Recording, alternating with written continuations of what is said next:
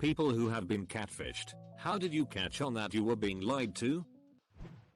In my sophomore year of college, my friend Carrie, male, 19, met a girl named Kelly in a chat room. They talked a lot and got close. One day, Kelly revealed that her boyfriend beat her up and broke her jaw. Carrie drove to a city a few hours away to rescue her and learned that Kelly was really Kenny. Kenny tortured Carrie into giving up all his passwords and then murdered him and left his corpse in a field. Then Kenny impersonated Carrie online for several days in an attempt to cover his tracks. He did a bad job and got caught and killed himself in jail before trial. I realize how this sounds with all the names being KY, but it's a true story. You can Google it. It really messed me up for a while. My ex-girlfriend tried catfishing me to test me. It took me about 30 seconds of looking through the profile before I realized that the name was her name backwards.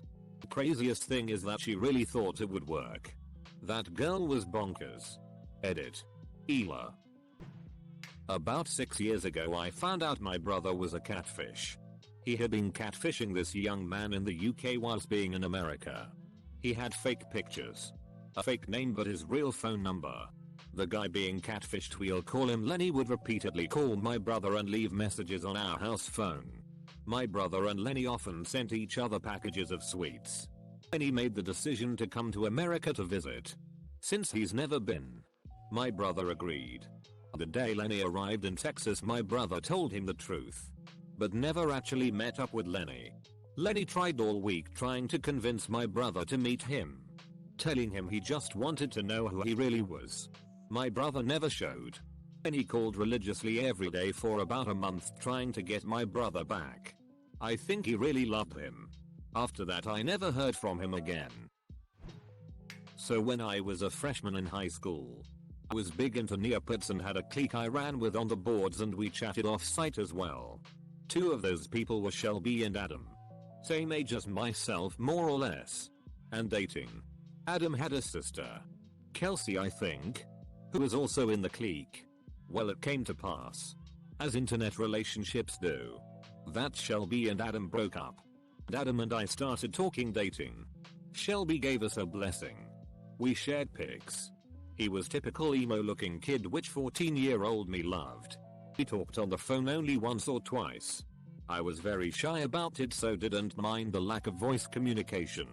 At one point he sent me a YouTube video of him and his friends. There wasn't much talking and it was all pretty muffled. And it sounded like they were all speaking German. Adam and I broke up. And it was after that the big reveal came: there was no Adam. Kelsey had made him up and been posing as him all along. I asked Shelby about it, and apparently she had found out when they had broken up too, but Kelsey had made her promise not to tell. Gee. Thanks. Too long. Didn't read Neopets is for good clean fun. Not dating. I was talking to a girl I met on Tinder, and while I have on my profile that I'm not interested in being anyone's third, she kept talking about the guy she was currently seeing and how hot he was, and didn't I want to him with her? I eventually found her Facebook, and his was a real Facebook while hers consisted of two really fake looking photos and no actual information. So it became apparent at that point it was the guy just trying to get B-girls to sext with him. Oh boy, this is gonna be a fun story. I used to be on Omegle, a chat site, a few times when I was 17 or so. Everyone asked age and sex, male female, and most of them would disconnect when you said you were a male.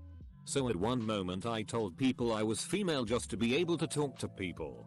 Anyway, I connected to a girl and we had a great time together. We chatted for 2 hours or so I believe before we gave each other our Skype address. I had to create mine in a quick hurry because I didn't have a fake girly Skype address that matched my fake name.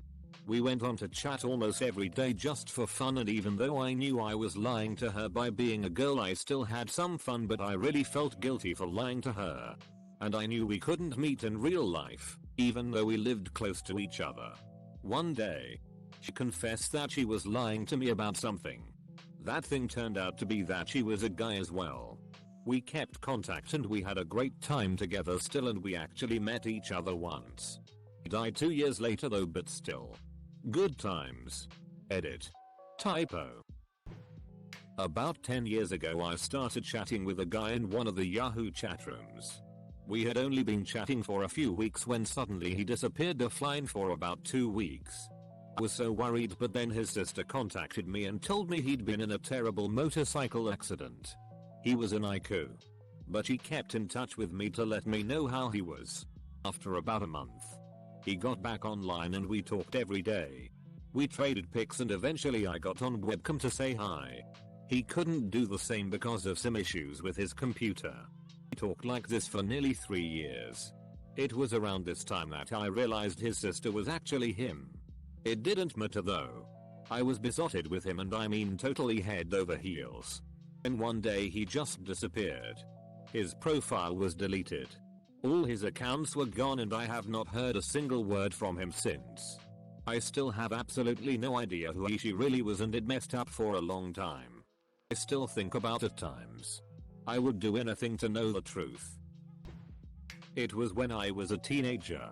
Not too long after the birth of ICQ. I had met this one person in a chat room. And things started to get more and more personal. Not too long later, they eventually broke down and admitted that they had been lying. And that they weren't a young hot girl but instead a man. The guy seemed really remorseful.